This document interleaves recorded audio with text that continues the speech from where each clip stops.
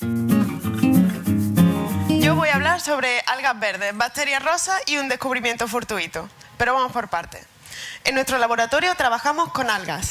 Siempre que digo esto, la gente automáticamente me pregunta, ¿algas? ¿De las de la playa?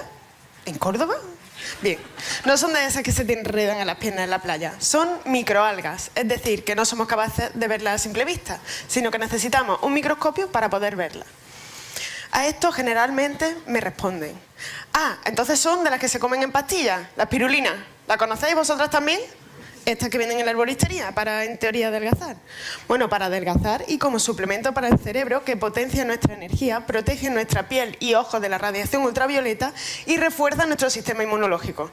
Vaya, que te convierte en una superheroína verde con un tipazo y nunca más necesitarás volver a usar gafas de sol ni protector solar. Pues no, el alga con el que trabajamos tampoco es de estas. Y aunque molaría, estas pastillas ni adelgazan ni te dan superpoderes. De hecho, estas no son ni algas, son bacterias. Pero bueno, entiendo que bacterias en bote para adelgazar no tiene mucho gancho, así que las venden como algas, que suena más verde. Bien, aunque nuestras algas no tengan mucho que ver con la espirulina, sí que tienen cosas en común. Son unicelulares, es decir, que cada alga consta de una única célula, como esta, para quien la vea, ¿vale? Es una célula, como ya he dicho, en concreto la nuestra mide 10 micrómetros. Esto es lo equivalente a lo que miden nuestros glóbulos rojos, los que le dan el color rojo a la sangre. Este color rojo viene por un pigmento, la hemoglobina. En nuestro caso, este alga contiene otro pigmento, la clorofila, que da lugar a un color verde. También tienen en común con la espirulina que son fotosintéticas, es decir, que con la ayuda de la clorofila pueden usar la luz para fijar CO2 atmosférico y desprender oxígeno, como las plantas. A estas algas con las que trabajamos las llamamos en confianza clami. Clami de clamidomonas, que no de clamidia, ¿vale? Como ya sabéis, las clamidomonas son algas fotosintéticas que usan la luz y las clamidias son bacterias que viven en partes oscuras donde puede ser difícil hacer la fotosíntesis. Para que os hagáis una idea, clami es una célula verde redonda como esta. Bueno, una célula redonda, verde, con un ojo rojo y dos pelitos a los Filemón, para los que no la veáis, ¿vale? Estos pelitos son en realidad flagelos. Y con esto y con este ojo rojo se ayuda para nadar en el agua en busca de luz y de alimento. Bien, ahora que sabéis más o menos qué pinta tiene, os voy a explicar qué hace que este alga sea tan especial. Resulta que los flagelos que clami usa para nadar es muy similar a la cola de los espermatozoides humanos que usan para llegar hasta el óvulo para fecundarlo. El uso en investigación de esta microalga ha servido para entender a nivel molecular cómo funciona este mecanismo que usan los espermatozoides para llegar al óvulo para fecundarlo. Además, este alga se ha usado como fábrica de vacunas, como por ejemplo para la vacuna del virus del papiloma humano. Por si esto fuera poco, a estas algas cuando se estresan les da por engordar, como a mí.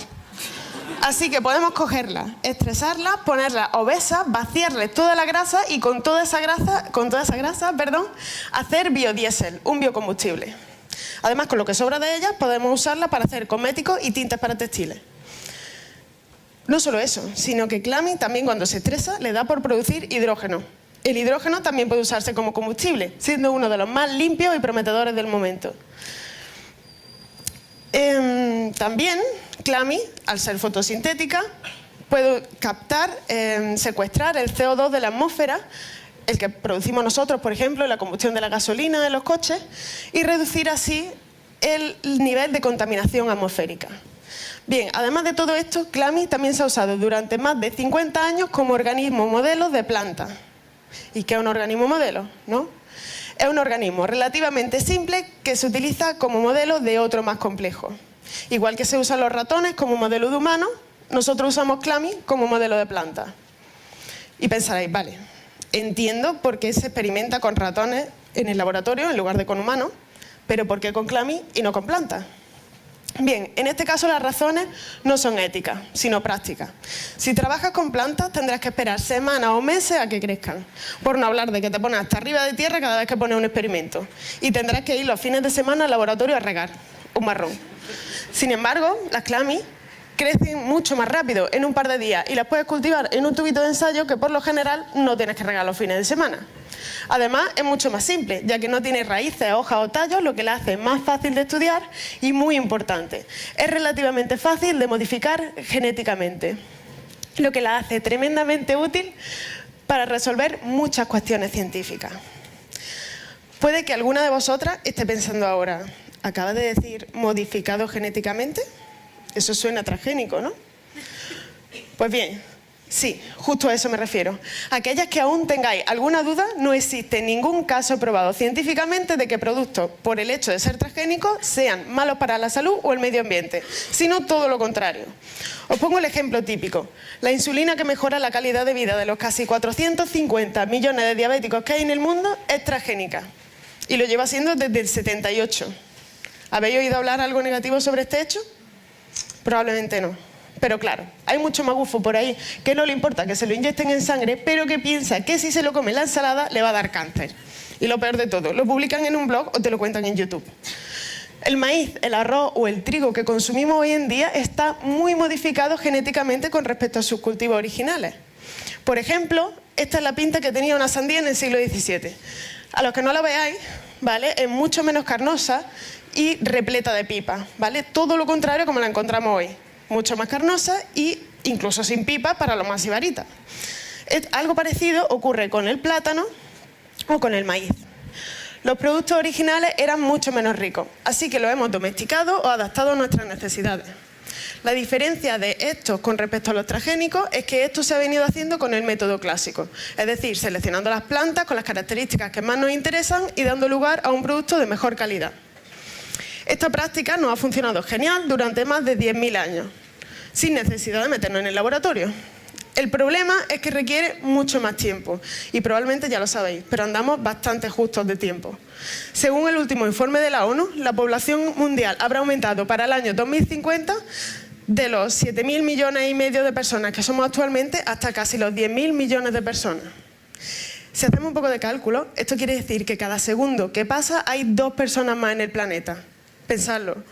2, 4, 6, 8... Y en el rato que ha pasado desde que empecé esta charla hasta ahora hay aproximadamente unas 1.500 personas más. Es decir, 1.500 bocas más que alimentar. Por eso la FAO advierte, la producción agrícola deberá aumentar en un 70% si queremos poder alimentar a la humanidad para entonces. Esto quiere decir que tenemos poco más de 30 años para aumentar de forma muy importante la producción de nuestros cultivos.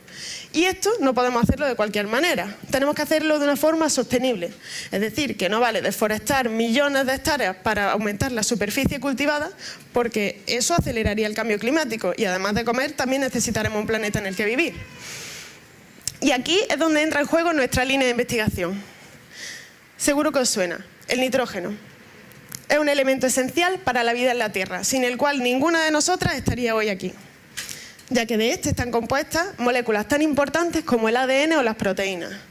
Bien, este nitrógeno es el alimento más importante para las plantas y lo requieren en grandes cantidades. Por eso los agricultores tienen que hacer uso de fertilizantes que le aporten un extra de nitrógeno a sus cultivos para poder así aumentar la producción. El problema es que es muy complicado predecir qué cantidad de nitrógeno requieren los cultivos. Así que, por lo general, el fertilizante se utiliza en exceso. Este exceso de nitrógeno acaba contaminando lagos y ríos, aumentando gases de efecto invernadero y poniendo en riesgo nuestra salud. ¿Pero tenemos alguna solución? Pues sí, la solución es crear cultivos más eficientes asimilando el nitrógeno para así poder aumentar la producción al mismo tiempo que reducimos al máximo el uso de fertilizantes. Bien, al comienzo de mi tesis empezamos estudiando cómo Clami asimila el nitrógeno. ¿Qué menú le gusta más? Es decir, ¿en qué forma le gusta más el nitrógeno? Vimos que había formas que le gustaba mucho, en las que crecía perfectamente, y formas que no le gustaba nada, en las que acababa muriendo de hambre. De repente, un día, uno de mis cultivos se contaminó con algo rosa. Os pongo en situación. En el laboratorio, por lo general, si llega un lunes cualquiera, entras en la cámara de cultivo, coges tu matraz de Clami que preparaste la semana anterior, haces así y ves algo blanquecino flotando, dices, mierda, a tomar por culo el experimento de esta semana. Pero esta vez no fue así, y no solo porque era rosa chicle, que es mucho más mono, sino porque este bicho estaba permitiendo que Clami creciera en fuentes de nitrógeno que no entraban en su dieta. Bien, como el famoso bioquímico y escritor Isaac Asimov decía, la frase más emocionante que se puede oír en ciencia no es el típico «Eureka, encontré lo que iba buscando», sino «qué curioso». Esto hace referencia a los muchos descubrimientos científicos que se han hecho de forma fortuita a lo largo de la historia. Probablemente el más famoso sea el de Alexander Fleming. Este científico en los años 20 hizo 2 descubrimientos de forma fortuita que le llevaron a ganar el premio Nobel. Fleming un día estornudó sobre una de sus placas de bacterias. Al cabo de los días descubrió que justo donde había caído su fluido nasal, las bacterias habían sido destruidas. Esto le pareció curioso, lo investigó y le llevó a descubrir la lisocima, una enzima bactericida que está presente en nuestras mucosas y saliva que nos defiende de patógenos. El segundo descubrimiento que Fleming hizo de forma fortuita, probablemente el más conocido, fue el descubrimiento de la penicilina. Fleming, además de estornudar sobre sus placas, también era especialmente no muy ordenado, ¿vale? Acumulaba sus placas en su mesa de trabajo durante mucho tiempo y un día vio que una de ellas se había contaminado con moho. Observó que en esa placa, las bacterias que estaban más cerca de ese moho estaban ahora muertas, mientras que las que estaban a cierta distancia permanecían vivas. Esto le pareció interesante, lo que le llevó a aislar ese moho, que resultó ser penicillium, y tras investigarlo vio que secretaba una sustancia antimicrobiana que denominó penicilina. Este descubrimiento revolucionó la medicina y dio lugar a lo que se conoce ahora como la era de los antibióticos. Así, otros muchos descubrimientos de forma fortuita se han dado a lo largo de la historia. Por ejemplo, el microondas, los rayos X, el teflón, el velcro, la sacarina, la pólvora o la Viagra. No todos ellos con premios Nobel, pero sí muy importantes para la sociedad, se han dado gracias al estudio en profundidad de un hecho, en principio, accidental. Bien, en nuestro caso no era lo que íbamos buscando, pero este accidente nos resultó cuanto menos interesante, así que decidimos investigarlo. ¿Qué era esa contaminación rosa? ¿Qué hacía ahí y cómo estaba haciendo que Clami creciera? Bien, cuando lo investigamos, esta espontánea rosa resultó ser una bacteria, pero no una cualquiera, y os explico por qué. Sabéis que los humanos tenemos eso que se conoce como la flora intestinal o la microbiota, millones de bacterias que viven en nuestro intestino que nos ayudan a estar saludables. Bien, pues las plantas no son menos. También están repletas de bacterias que le benefician. En este caso, las plantas tienen la mayoría de sus bacterias en el exterior. Por eso, algunos autores dicen que las plantas llevan sus intestinos por fuera. Esto suena un poco mal, pero os hacéis una idea, ¿vale? Resulta que una de las bacterias más abundantes de las que benefician a las plantas es una rosa, la misma monísima que habíamos cazado en nuestro laboratorio. Bien, entonces tenía sentido que esta bacteria, que tenía una relación tan buena con las plantas, también se llevara bien con nuestra planta unicelular, Clami. Bien, ya sabíamos quién se había colado en el cultivo, pero ¿cómo estaba permitiendo que Clami creciera? Cuando lo investigamos, miramos más de cerca y descubrimos que se estaban alimentando una a la otra. La bacteria estaba cogiendo el nitrógeno que Clami no se sabía comer y a cambio Clami estaba transformando el CO2 atmosférico en un nutriente que permitía que la bacteria creciera. Así descubrimos que esta simbiosis, ¿vale?, de una forma totalmente accidental. Así tuve mi momento serendipia, o serendipity en inglés, que me mola más. Porque hay palabras que suenan mejor en inglés que en español, ¿verdad? Porque Peppa Pig suena mucho mejor que Josefa la cerda. Pero bueno, así fue, de casualidad. ¿Cómo descubrimos este mutualismo o simbiosis en el que este alga verde y esta bacteria rosa han aprendido a alimentarse una a la otra para poder crecer juntas en condiciones en las que de otra forma, si estuvieran solas, no podrían sobrevivir?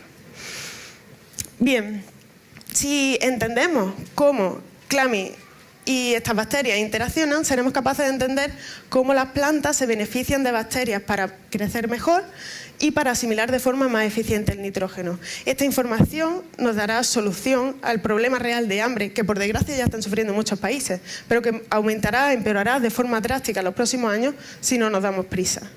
Antes de irme, me gustaría presentaros a los de mi tapa a fondo, a toda la gente que hace posible que esta investigación siga adelante, ¿vale?, nuestro grupo de investigación. Y, por supuesto, destacar hoy el papel de las mujeres, que no digo nada, pero cada vez somos más. Espero que hayáis aprendido algo y disfrutado mucho. Muchísimas gracias por vuestra atención.